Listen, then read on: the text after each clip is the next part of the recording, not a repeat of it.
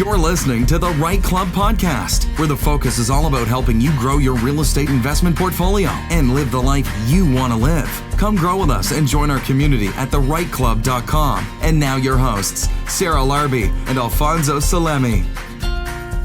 Can you touch base on the difference to finance a 3-season, what that looks like on average? Yeah, again, a lot of it comes down to the appraisal. I mean, for the most part, you're looking at some sort of like private or alternate financing, I would say. Banks want to see like year-round access. I mean, otherwise it falls into the secondary home. If you're buying a secondary home that's a cottage and you're qualifying to own it, you can go traditional financing on a 3-season cottage. That's no problem.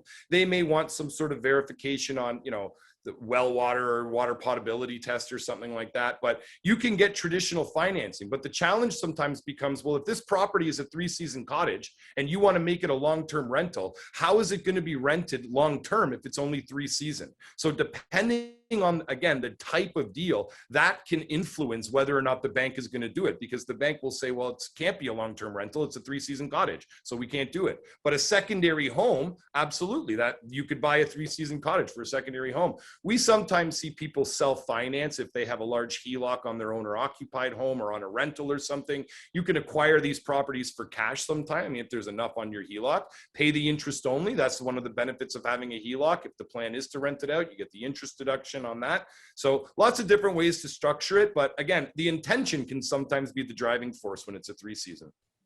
And you mentioned private funds earlier. So is the loan to value the same with private funds? Does it still go up to like potentially 95, or did they keep it lower?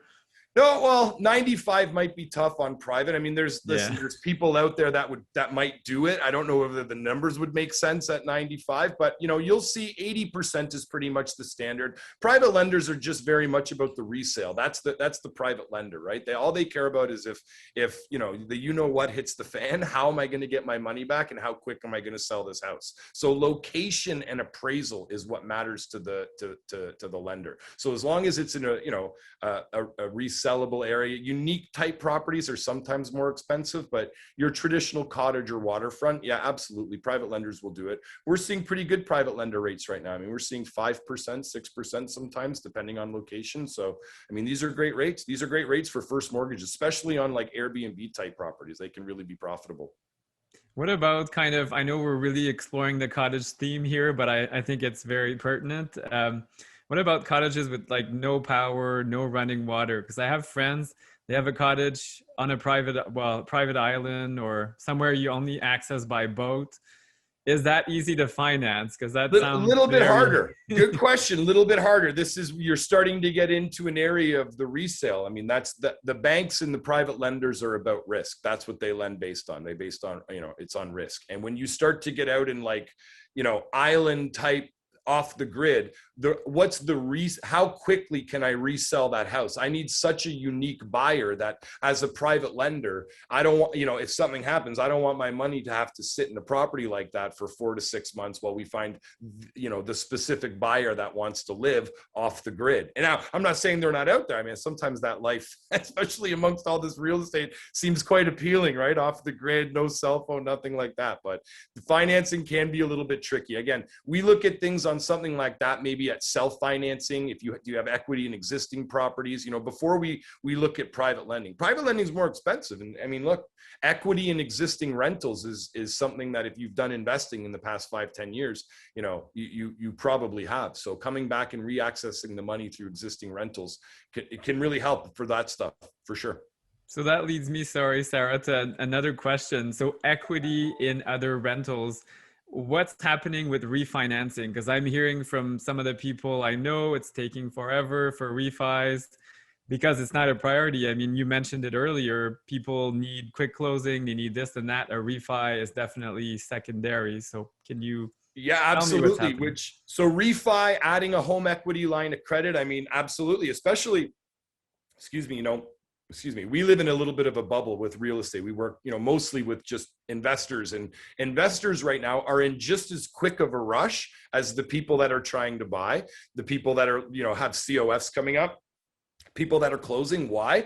Because investors are realizing, and they've been realizing this for a long time, it's no secret, money is cheap right now, right? And if you've bought a property in the last 5 to 10 years, especially, again, I keep mentioning Southern Ontario, that's where we are, but if you bought a property in the last 5 to 10 years in the GTA specifically, it's like winning the lottery. It literally is. You've made 6 figures, potentially multiple times, depending on the property you bought. And what a lot of investors are doing now is they're realizing, look, I'm sitting here with a property I bought for maybe $400,000 or $500,000, you know, in 2015, 2014. This property is now worth $800,000, and I got a mortgage on there of maybe 380 grand.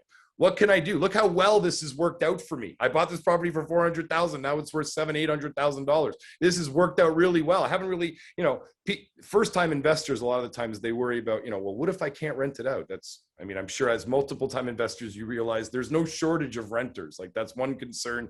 You don't have to worry. You can be specific. There's lots of renters, so you don't have to worry about that. But these people have gotten in their home, you know, maybe you've learned through learning curve, you know, issues with tenants, but they've basically come now and realized, look, it's 5 years later. I've got all this equity in my house. I'm coming up for mortgage renewal. What do? I want to do this again. I want to buy more properties. And the affordability of money right now on the interest rates. I know the housing market's very high. The cost of housing is expensive, but the money is cheap to acquire it.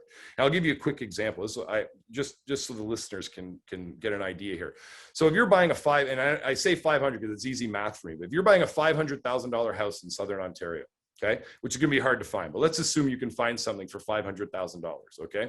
$100,000 borrowed off of a home equity line of credit right now is going to cost you about $245 of interest-only payments, okay? Why do we pay interest only? Because it's deductible. It's being used towards an investment property. So we pay interest only on $245, okay? It's a tax deduction every year. Then we're acquiring the property. So on this $500,000 property, we've borrowed $100,000 for the down payment. We're now going to borrow $400,000, right? We're going to borrow $400,000 for the remaining mortgage. Now, if we set that up in a variable rate, that $400,000 mortgage is going to cost us about $1,500 a month. So if you look at the overall cost to acquire a $500,000 property right now, you're looking at it's 245, but $250 a month of interest only payments to borrow the down payment, and then $1,500 to borrow the mortgage payment. So all in for the mortgage and the down payment, you're in $1,750, okay? Plus your property taxes, plus your insurance. So you're maybe all in around $2,000. Most properties, this was a number I might have used a year ago or a year and a half ago, but most properties are cash flowing over that $2,000. If you're renting a $500,000-600,000 house out, you're probably bringing in $2,200, $2,400. So these investors or people that have equity in their home are realizing, look, I can leverage all of this money to go buy more assets. And that's what you want to do in finance. You want to leverage deductible debt and pay off your non-deductible debt.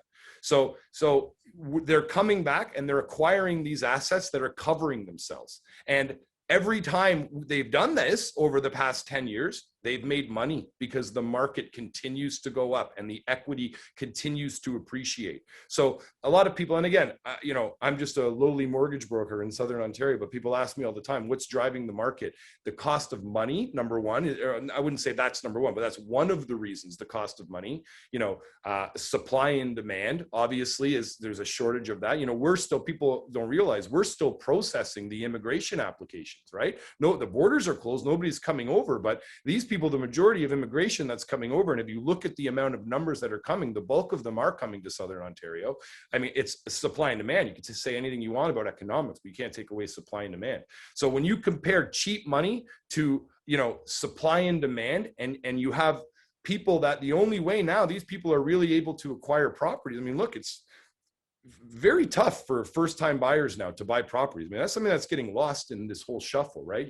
We're changing these mortgage rules. You know, we're trying to slow the market, but it's really only affecting the 5 to 10% down, which is tough because those are the people that you know are trying to acquire products. The next generation, that's the youth, but they need that kickstart. These people, these investors that have all this equity in their properties, they're miles ahead now. They've got hundreds of thousands of dollars. They're putting 20% down on multiple properties. They have that ability. So it's really creating, you know, a gap between the people who own the assets and the people that don't.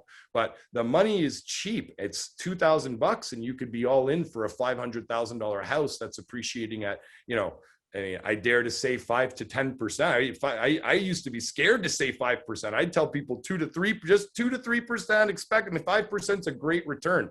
5% now, people would balk at that. Yeah, 5%, that's not enough. That's crazy. You know, markets down here is nuts. So.